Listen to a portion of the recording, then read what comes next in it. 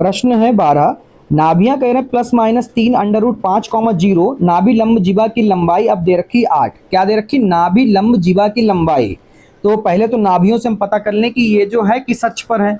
तो यहाँ पर आप देख सकते हैं कि ये नाभियां दे रखा है इस फेस में प्लस माइनस c, 0। ये कब होता है? ये x अक्ष पर होता है। तो यहाँ पर x अक्ष पे हमें जो मानक समीकरण दे रखा अति परवलय का वो दे रखा होता है x अक्ष के लिए एक्स स्क्वायर बटे ए स्क्वायर माइनस बाई स्क्वायर बटे बी स्क्वायर बराबर 1। समीकरण नंबर 1 कब होता है? जब x अक्ष पर होता है, तब ये समीकरण होता है। तो यहाँ पर हमें जो नाभियां दे रखा वो लिखो कि नाभियां x अक्ष के लिए प्लस माइनस c, 0 बराबर हो जाएगा, सवाल में दे रखा है प्लस माइनस 3√5, 0। तो c बराबर आपको दे रखा है 3√5। तो c स्क्वायर जब आप निकालोगे तो इसके ऊपर भी स्क्वायर करना पड़ेगा, ठीक है। तो ये हो जाएगा आपका, ठीक है।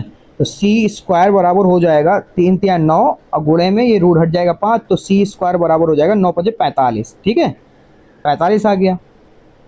उसके बाद में नाभि लंब जीवा की लंबाई दोनों अक्षों के लिए एक ही सूत्र होता है 2b स्क्वायर बटे में a, ठीक है, बराबर में 8 दे रखा है आपको प्रश्न में। तो a का मान पता ही नहीं है, तो यहाँ से हम लोग लिखेंगे बेटा कि 2b स्क्वायर बराबर 8। जो a जो इधर है उधर जाएगा, गुणे में चला जाएगा। b स्क्वायर बराबर हमें प्राप्त हो जाएगा 8a बटे में 2 और ये कट जाएगा, 2 एकम 2, 2 चक्कू 8। तो b स्क्वायर बराबर हमें प्राप्त हुआ है 4a। इसको मान लो समीकरण नंबर 2, ठीक है। अब हम लोग क्या करेंगे? हम लोग यहाँ पर सूत्र लगाएंगे c स्क्वायर बराबर a square plus b square वाला। तो c स्क्वायर तो हमें पता है 45 है, a स्क्वायर हमें पता ही नहीं है, हाँ, मगर b स्क्वायर पता है कि 4a होता है, ठीक है। तो यहाँ पर हम लोग क्या करेंगे? अब आगे इसको हल करेंगे कि a स्क्वायर प्लस 4a, ठीक है, और ये 45 प्लस का उधर जाएगा, माइनस का हो जाएगा, बराबर में 0, ठीक है। इसको अब ये द्विघात समीकरण बन गया। तो इसको हम लोग हल करेंगे। तो गुणा करो तो बेटा 45 आ जाए, घटाओ तो यहाँ पर आपका आ जाए 4। तो 9 5 45, 9 में से 5 जाएगा, आपका बचेगा 4। तो इसको हल करेंगे हम लोग कि a square plus 9a minus 5a minus 45 बराबर 0। तो a कॉमन कर लेंगे तो हो जाएगा a प्लस 9 माइनस 5 कॉमन करेंगे तो हो जाएगा a प्लस 9 बराबर 0। तो ये हो गया a प्लस 9 और ये हो जाएगा a माइनस 5 बराबर 0।